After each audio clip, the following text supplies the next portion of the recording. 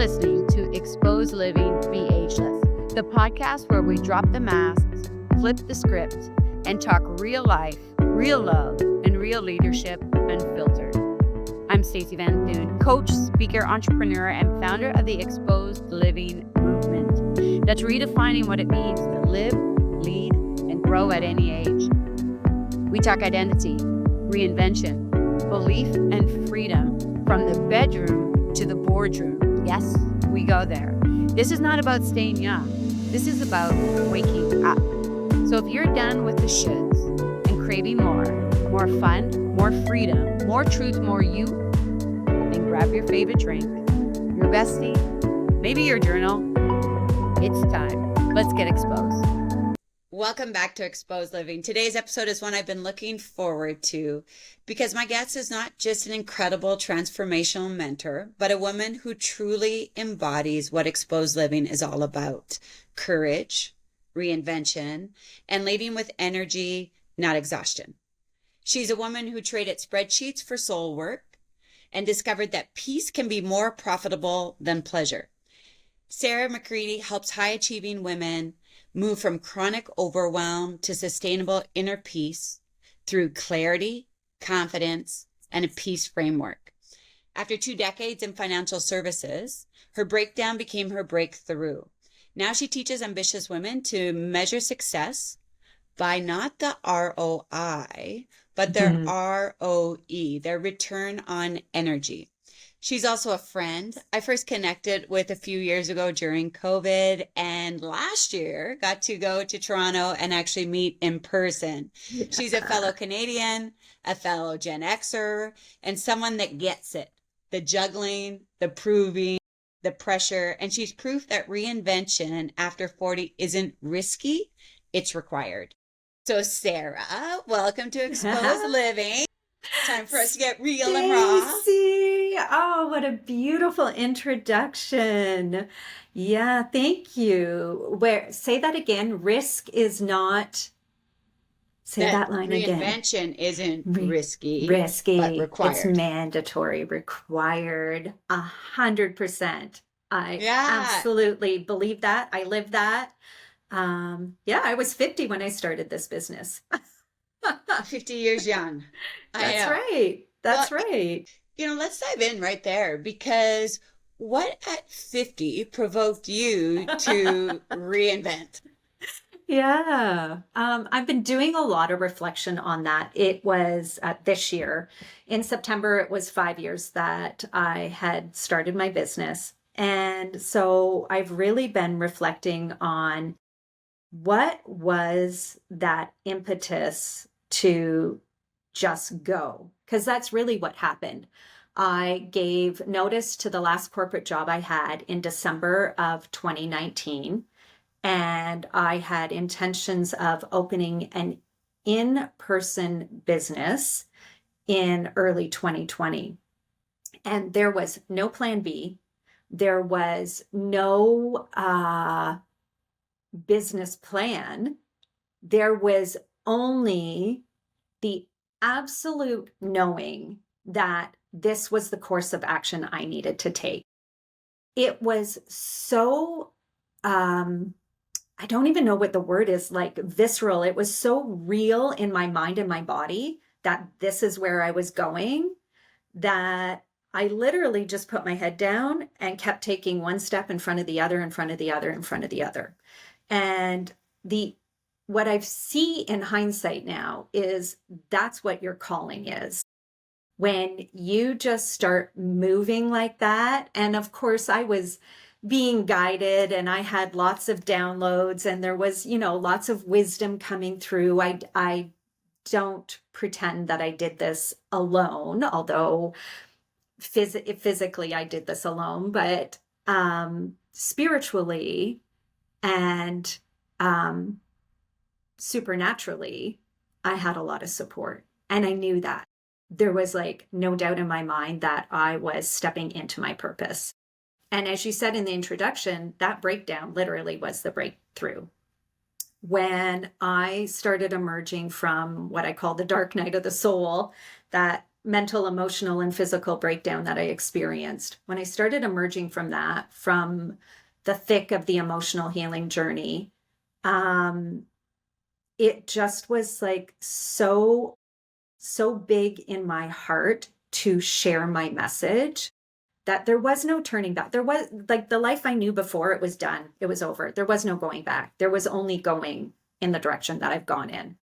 That is the beginning and the end of all of that. It just was the way it was going to be. Share with me. So you say this dark night. So like, was it that day that you decided you wanted something different? Or like, what was all of a sudden like, holy shit, I haven't been doing this and now I need this? Or like, what was that like? So the dark night of the soul is the emotional healing process. That is when I began recognizing my own patterns, my own limiting beliefs. There had been 4 toxic relationships that I had experienced over a 25-year period of my life. So each of them were long-term. And through that 4th and final experience on that healing journey is when all the awareness started coming forward for me about the patterns that I was repeating. I was the common denominator in all of those relationships. And I'm the one that needed to start changing how I was showing up. And so it was through that awareness that I was able to recognize that so many women around me were also experiencing similar things and weren't aware of how they were showing up. And they weren't aware of what they needed to be paying attention to. So we spend so much of our time looking externally, particularly as women. The programming is really strong to look outward, not inward. And so as you've shared in your story, Stacey, like showing up when we're exhausted, overextending ourselves, people pleasing, overgiving, doing all the things that are giving, and not getting anything in return. And so when that pattern became clear to me and I was compelled to start talking about it, that's when I decided that I was going to make the shift out of corporate and into a business that was going to support women. So it was not a single event. It was just this deep knowing. Over the course of 2019, I was having experiences, things were building, I was healing. And when I say building, like ideas were building, momentum was building inside of me, inside my heart. And there was just this calling. There's no other way to describe it other than inside your mind and your heart, you are being told you need to do this. You need to speak your story. You need to share your story. You need to teach your story. And so that's really, it kind of gets relentless to the point where you have to answer the call, or you can ignore it and keep living in all that turmoil and discomfort. And so the fear of not making the change became greater than staying where I was. When you say that, because I think that is what happens so many times, is that like that reason why we do something has to be stronger than the why not, or the why not will continue to win. Right? Yes. I haven't heard it put that way, but that's exactly what it was. Yeah. There was no defining, and that's what makes sharing this type of experience a little bit challenging. Like I said, I'm doing a lot of reflecting this year, and I'm looking back and I'm thinking about the people that were in my world, like my family. You know, I can understand now. At the time, the last 4 years, I haven't really understood, but now I can see how they were like, what is she doing? Like, what is happening to this woman? Meanwhile, I was like very clear on what I was doing and where I was going. But because there wasn't a specific catalytic event, it was a sequence of events. it's really hard for people on the outside to understand how someone starts moving into their calling like that. Like, there's a few things from what you're saying that I really want to kind of dive into, because, there's this one part that you said, we as women look for outside validation a lot, right? And I think that there's this misconception that through that validation, then I will feel whole. Oh, And 100%. and so I think that we as high achieving women, and truthfully, I don't know if there is a difference between high achieving men either. So, I mean, if you're a guy listening to the show, we love you too. And so just help us understand and write some comments here if you felt the same way. But you almost then, like, it's impossible to be high achieving without getting some type of praise or reinforcement of you're doing good, you're doing good. So you keep seeking that too, right? And Yeah. and I guess my question is, I think that there's misconceptions from that there has to be one catastrophic event that happens. Like, so often people wait for that event before they change. But what I hear you saying is that somewhere in there, you started to listen to your soul, to your heart speaking. Maybe it was a quiet whisper at first, but it continued to get louder. So why do you think so many people ignore that whisper? That's yeah. Yeah. Yeah. Both. Why did I hear it? And why do people ignore it? Right, because there's no difference between you and anybody else. Yeah, that's right. We Except all for have the the action that you ability. took. Yes, we all have that voice. Everybody has that voice. That is part of who we are. We come here, we are all energy, everything is energy. And we are spirit having a human experience. And so I was operating my life from that belief. We are spirit having a human experience. I am energy, everything is energy, and we are all energy.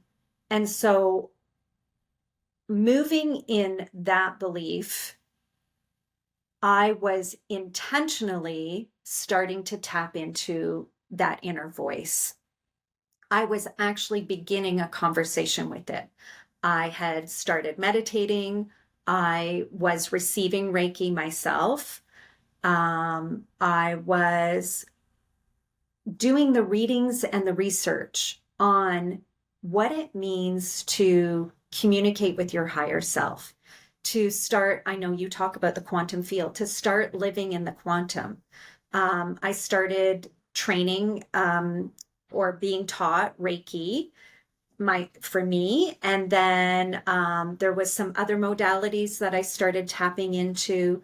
And so I went on the deep dive to learn about how to communicate energetically, how to hear that small voice that we all have, to hear that intuition, to hear our higher selves, to hear our spirit guides, to have those conversations with God, creator, the universe. So that was intentional for me. I now know that was part of the life plan that I had mapped out before I reincarnated, before I came here onto the earth plane. But in that moment, I was intentionally seeking it. So I heard it because I was in conversation with it.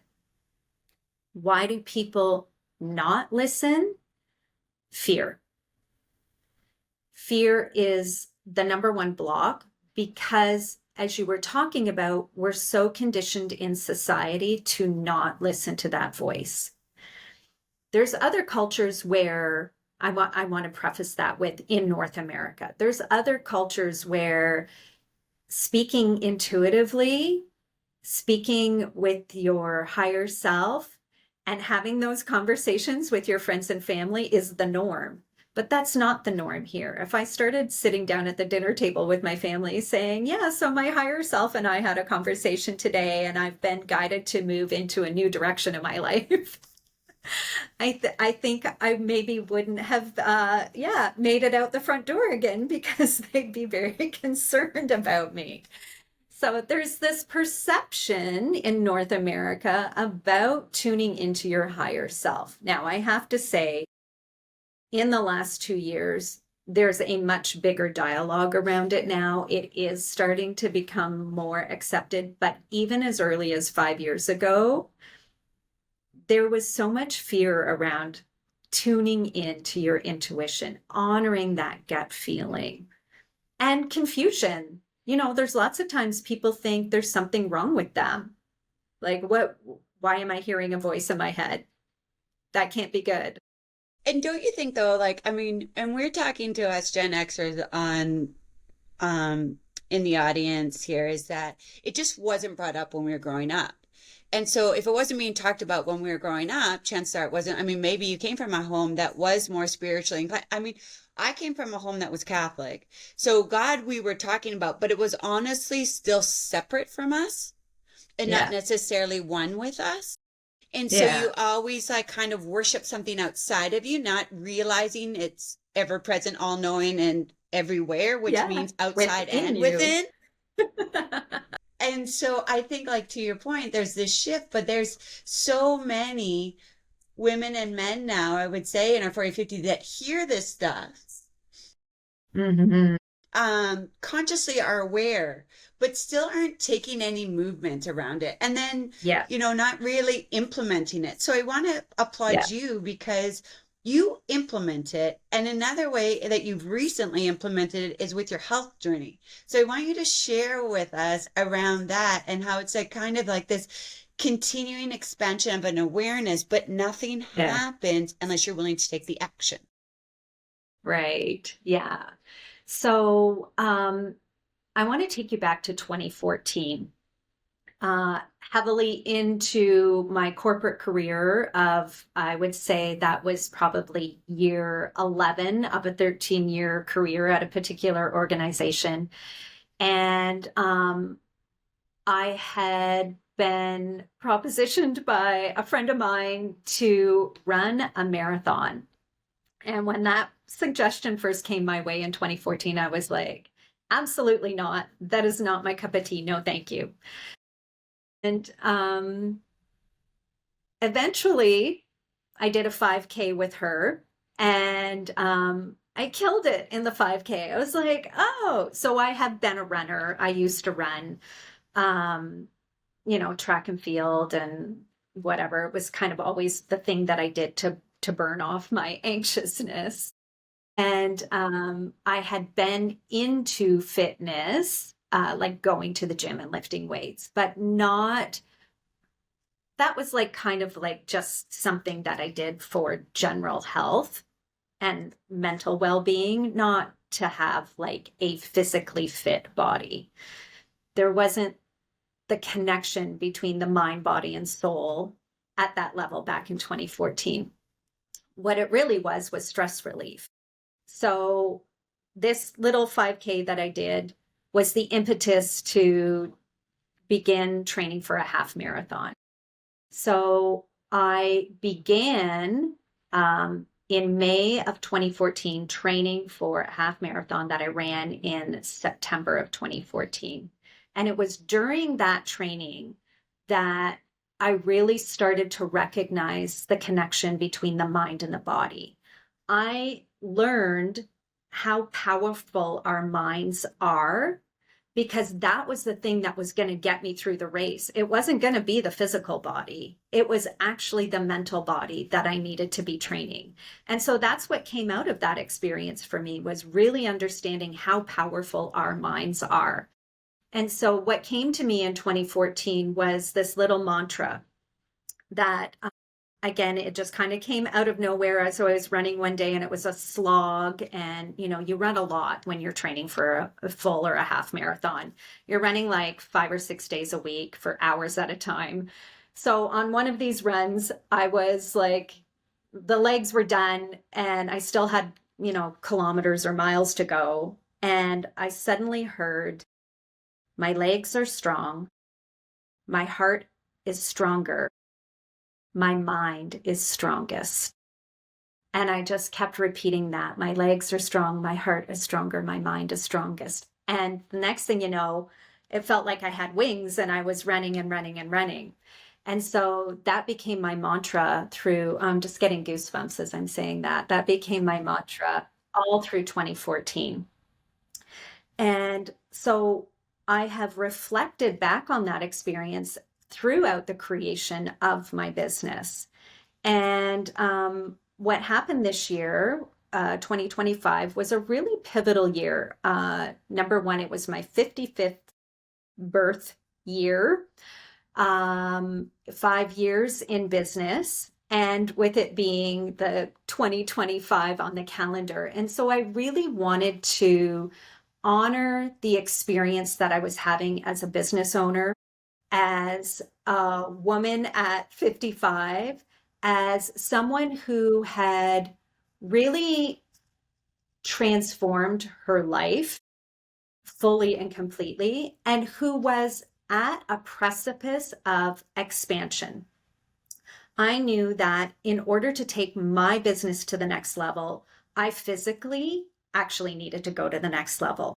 I also knew that if I wanted to call in the type of clients that I wanted to work with, I had to go first.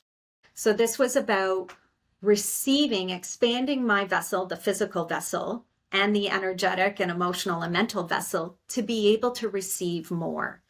And receiving, what that looks like for me is actually doubling down on discipline, doubling down on the things that are going to start to move the needle in my life in the most expansive and positive way.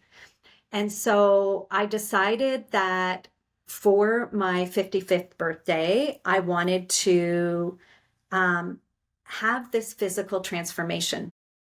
And so in July of this year, I made that decision. And that's really what a TSN turning point is for anybody that is choosing to honor the information, the intuition, the knowingness that they receive, is you decide. And so there was a day in July of 2025 that I decided I was going to transform my physical body. And so I reached out to my former trainer and I asked him for my macros. I just wanted to have a starting point to get myself going. I had also decided that I was going to take everything that I'd learned from 2014 to today, to that point in time, and implement all of this on my own. I wanted to be my own fitness and nutrition coach. I am a huge advocate for always having and hiring coaches and mentors and support, but this was something that I needed to action on my own and take everything I'd learned and put it into practice, like fully implement it. So the response I got back from that fitness coach was, I'll give you your macros, but you need to book a photo shoot first. And of course, much like my friend that said, you need to run a half marathon, I was instantly resistant. And then within a few minutes, I was like, all right, let's do it. Let's do it. I will book a photo shoot. So that was, it was 9 weeks, essentially, between 9 and 12 weeks. It was 12 weeks from the day that I was able to book the photo shoot to the day that I made the decision. But it was 9 weeks between full implementation. So the first couple of weeks, here's an interesting little side note. The first couple of weeks, I wasn't lifting weights. I was still in resistance. I was following my nutrition plan that I had mapped out for myself. So my macros. So anyone that's not familiar with macros are a certain percentage of your body weight that are allocated to protein, fats, and carbs. And so you have to hit these percentages each and every day. And so I was following the nutrition plan that I had set out for myself, but I wasn't lifting weights. And the whole goal for this photo shoot was to have a really defined physique. And so here I was in resistance for 2 or more weeks before I started lifting weights. So it's a really interesting journey that we go on when, even when we make a decision and we know we're fully supported by Creator, God, the universe, our knowingness, our higher self, spirit guides, angels, there's still layers that we have to peel back and uncover. And so there was more for me to uncover during that process.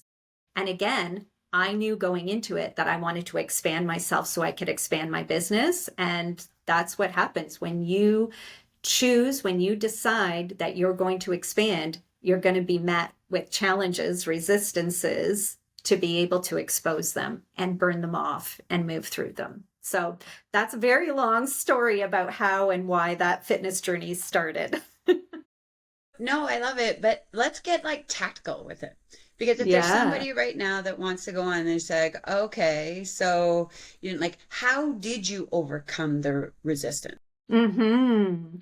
So for me, there's a lot I do a lot of reading. I do a lot of quiet time and reflection. I walk a lot.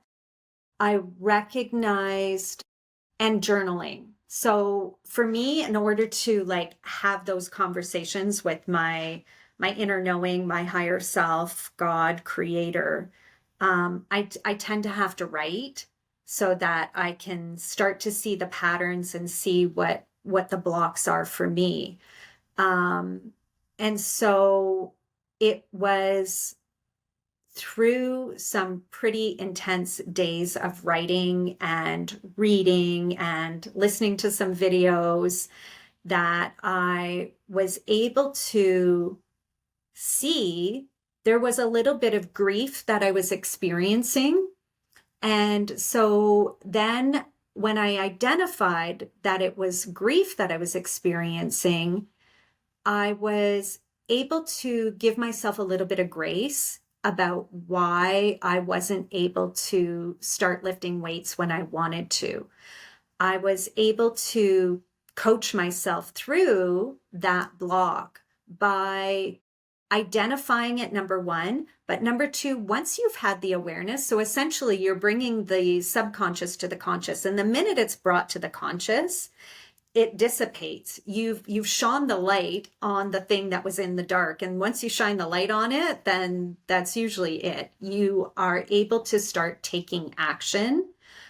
There's a lightness that comes into your physical body. Your heart feels a little bit lighter. Your mind feels a little more easeful and peaceful. And I was able to literally commit to like a 30-minute workout. I was like, all right, 1 30-minute workout. And for me, it's always been through any emotional recovery that I've gone through, any self-guided journey that I've gone through where I've wanted to grow mentally, emotionally, personally, or spiritually. It always comes down to one step at a time.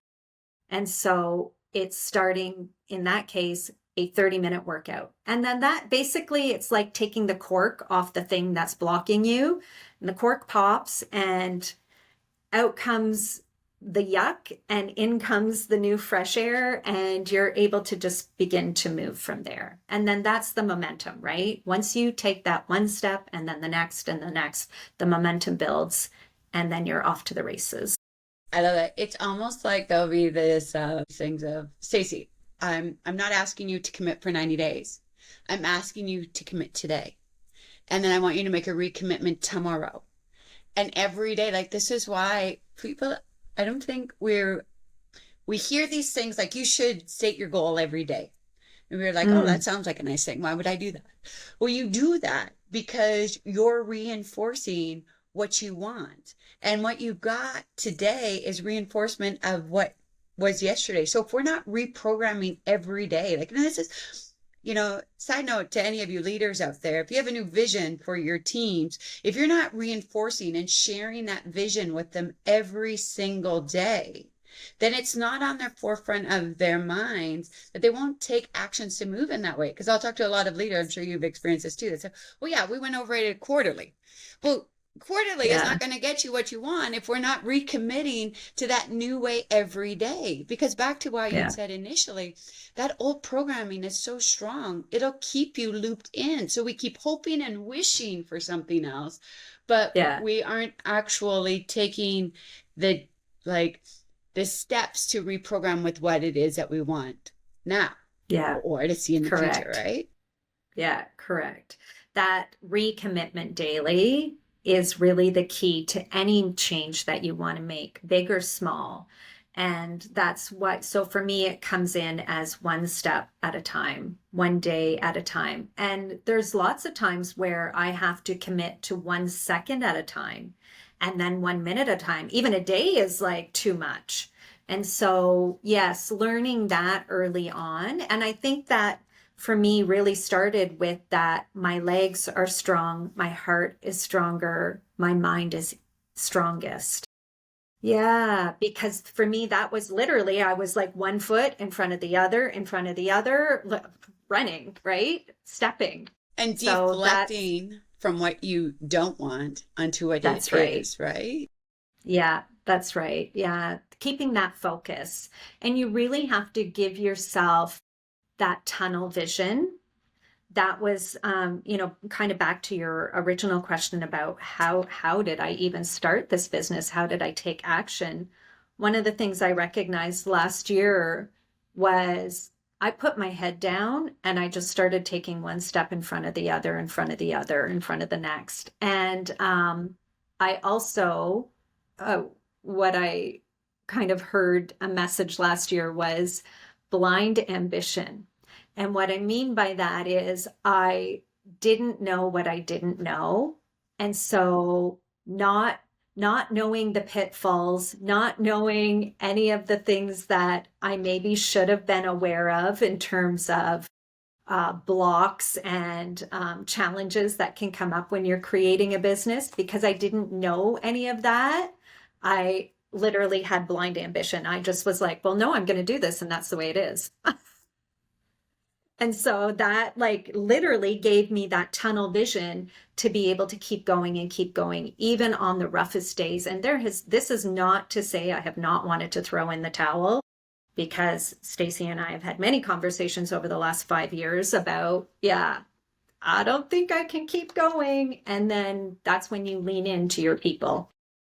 You lean into your friends, you lean into your mentors, you lean into your peers that are on the same journey, and you get that help to lift yourself up again. I think there's this misconception sometimes that because I've made a decision, then that was the hard part and everything else is going to be easy. And, no. Right? And I think it's like what we have to help ourselves with is changing our perception, our relationship with hard. Oh yeah. Right? Oh yeah. That was a big one. If we're not doing everything every day that's not hard, quote, quote, then we're not expanding. Yeah. We're That's not right. expressing ourselves. Like if it was easy, we'd already have it. If it was part of who we are, we'd already have it. Yeah. So I love what you're saying when you're on this growth of expansion. I think it's really important that every day will be met with some type of resistance, but instead of shying away from that resistance, lean in, because that's where it's saying, go here. Yeah. Yeah. Yeah. Step outside that comfort zone. We do have a very skewed relationship to discomfort and stepping out of the comfort zone, doing the hard thing. There is such a cultural belief, such a story, a programming around it gets to be easy, or it should be easy, or easy street. We all know that expression, right? How do they say that, Stacey? You probably know this one better than I do. The easy way is the hard way, and the hard way is the easy way. And I heard that kind of one 4 of those, or 5 years ago. Yeah. And it's the same as saying something to the effect of the biggest risk we can take is not taking any risk at all. Yeah. Yeah. Right? Like Yeah. if, and what I love about who you're helping and now you're helping is that we as high performers know this. If we actually look for evidence in our past, nothing that we love came easy. But there gets to a point that we are choosing comfort over what we want because we've achieved, I think, many times more than we thought, or like have this belief that for me to want more may be selfish, or I'm doing better than most, right? I'm doing better than most. So it keeps me in this pattern. You could look at Sara prior. If you haven't followed Sara's story, check her out. We're going to make sure we leave all the links on to her pages in the show notes.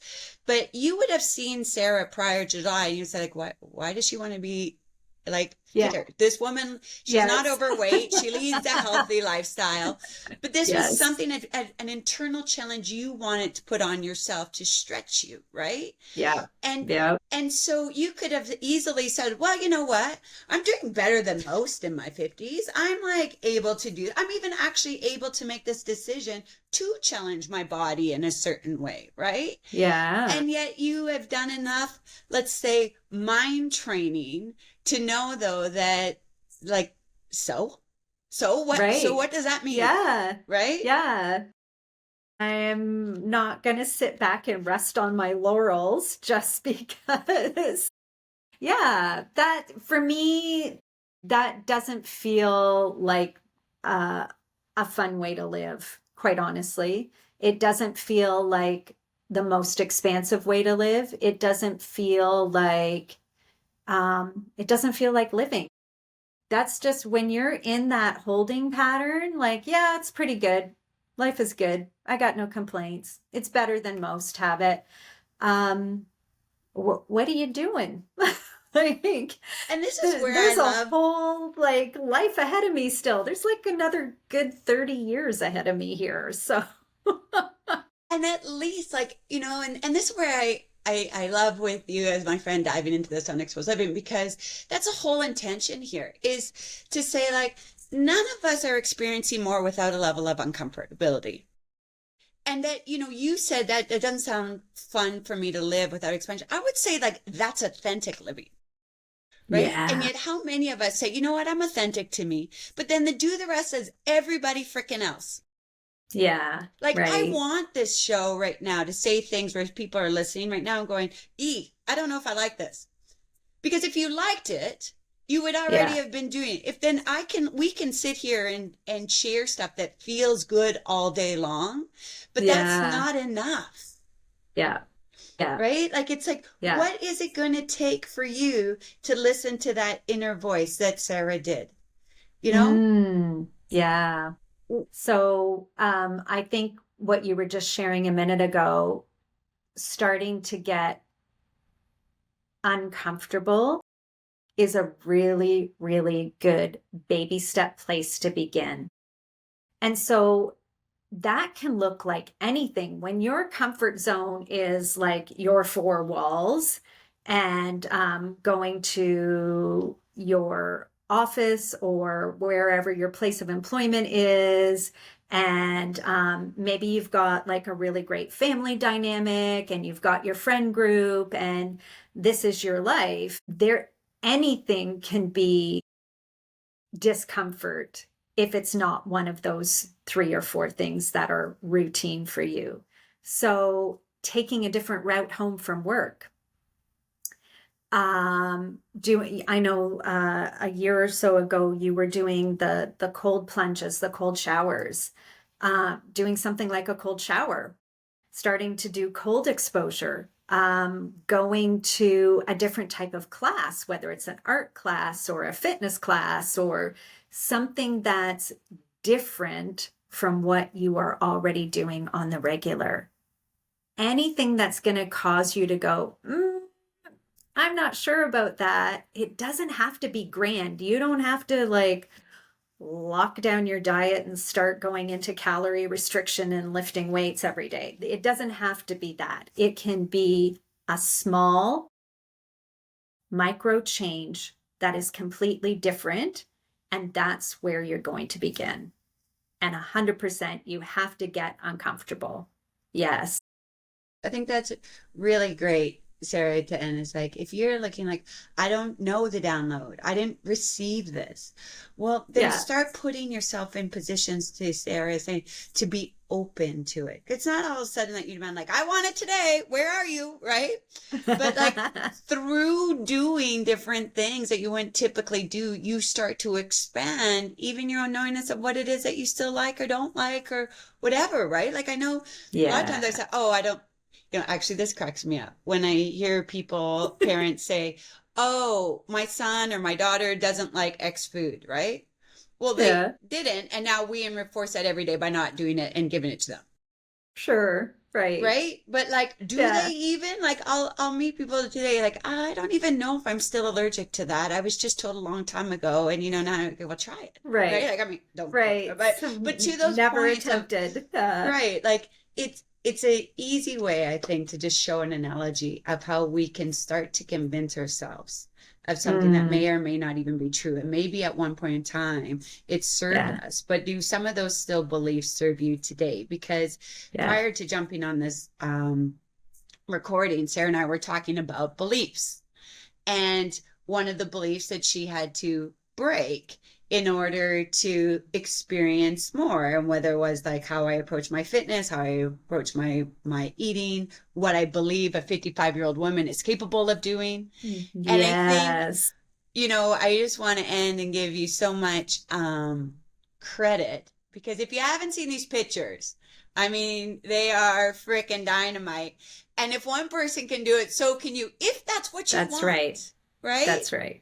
Yeah. And so share with me, before we go into my 5 ageless questions for you, is what is one of the biggest beliefs that you've had in the past that you had to rewrite for yourself?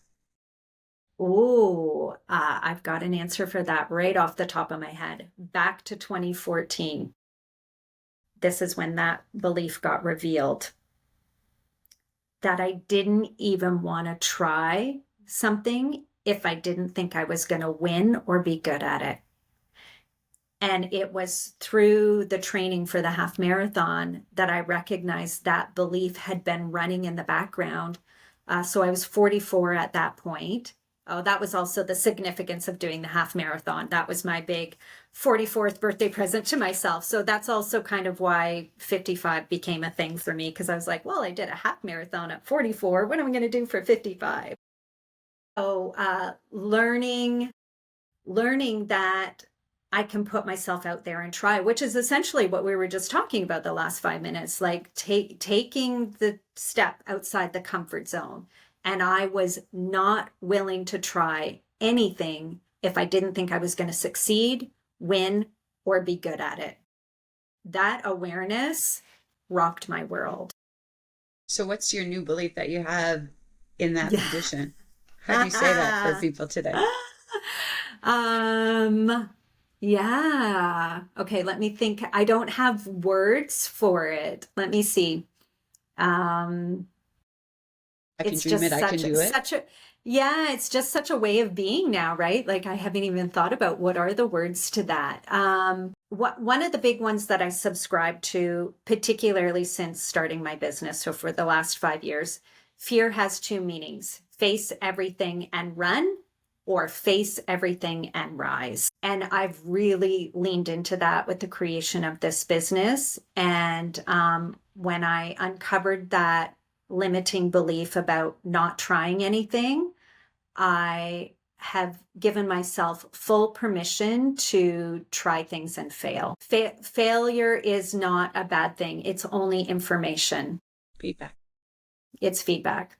Yeah. Yeah. You've shared so much wisdom over the last 20, 30 minutes that we've been chatting. And I think that some of the main thing I'm going to take away is that relationship that we have with fear and the relationship that we have with doing hard and failing.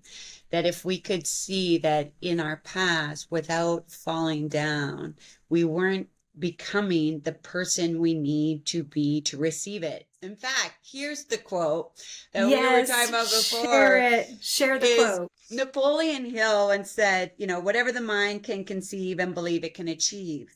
But no one is ready for a thing until they believe that they can acquire it. And the state of mind must be belief, not mere hope or wish. Now, if we really dive into that quote, because it sounds good, what does that mean is exactly what Sara is saying. It is one thing to think we're ready to receive something. Yeah, I want this. But if I'm not willing to fail, if I'm not willing to do the hard, then it's still a mere wish or hope, because I'm not realizing that I can't get to be that, being who I am today. If I could, I'd already have it. So the only way to grow into the person that is ready to receive what it is that I truly desire, that I'm believing, is that I got to believe that I will be stronger than the failure, that I will believe that I'm stronger than, this uncomfortableness, and that through that is where I'm actually becoming the person that is now ready to receive what it is that I want. That's right. Yeah. Right? Expansion. And she's spelling that with an X, just like getting exposed That's with right. Expansion. So here's my 5 shotgun questions for you to end up this conversation. Great. So thank you. Let's go. One thing you would tell your 30-year-old self. Oh, man. Just one thing? God.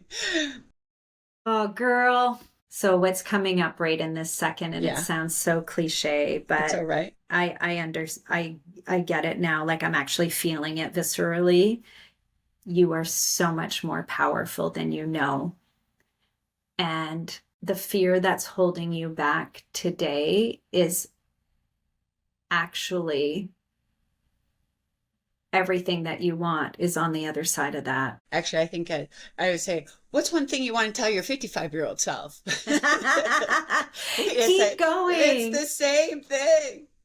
Keep going. Keep being fearless. Or feel the fear and do it anyways, so to speak, right? That's right. Yeah. What's your go-to ritual? You talked a little bit about journaling and stuff, and I love the journaling. I think that allows us to get our kind of analytical mind out of the way. But is there another go-to ritual that you do when you feel off balance? I get outside. I have to get outside. I think that's also why you and I bond so much, is because we have a lot of similarities. But that, I not necessarily for a run, but I live near a wooded trail. So just like even getting in amongst the trees, getting out in nature, or just going for a walk. Because I also find that moving my body in that way, particularly outside, it's not as effective inside. But getting outside, getting that fresh air. But when you're in amongst the forest, you're getting the negative ions, and you're getting that oxygenated air, and it does help shift whatever noise or gremlins you might have going on in your mind. And I also find, for me, I can get really clear, and that's when the intuitiveness gets heightened as well. What is one affirmation that you say to yourself? I love the one that you're saying already. So my legs are strong, my heart is stronger, my mind is the strongest. But is there another affirmation that you found have been like life-changing for you? There is. I'm a good person and I do good work. And you do incredible work. I love it. But it is just that daily reminder. What is one quote or book that you maybe are in alignment with right now, today, that you feel? My go-to books still, and I kind of teach from them as well, is Eckhart Tolle's A New Earth. A New Earth. Yeah. Okay. I actually haven't read The Power of Now. So that book was really pivotal, and that came into my life when it came out in 2007 or 8, somewhere in there.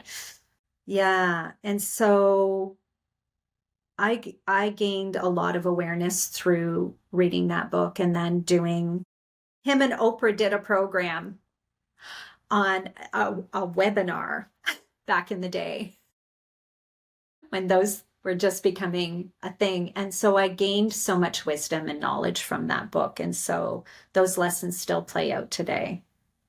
Yeah. Eckhart Tolle's A New Earth. Last question for you before. What does exposed living mean to you? Putting one foot in front of the other. Taking it one day at a time. And Sara, of course, if people can't or aren't in your world yet, how do they get a hold of you? Where can they find you and what's going on? So I named my business Illuminated Joy. So you can find me on the web at illuminatedjoy.com. I'm on all the socials under Sara McCready on LinkedIn and Facebook, and also Illuminated Joy on Facebook and Instagram. Thank you. We'll make sure that those are all captured in our show notes. I just want to thank you for bringing your illuminated joy, your light, your honesty, and your energy to this conversation. You've shown that reinvention isn't about doing more, but about becoming more. If you're listening and something in today's episode lit a spark in you, take it as your sign. Peace isn't a reward you earn, it's the power you reclaim. And the energy that you have is your most valuable currency. Thank you for getting exposed with me today. That's it for today's episode of Xposed Living, Be Ageless. But this is just the beginning. If this episode made you feel something, share it. Tag me. Send it to a friend. Let's start the conversation we can be having all along. No shame, no guilt. Unfiltered, raw, real, exposed.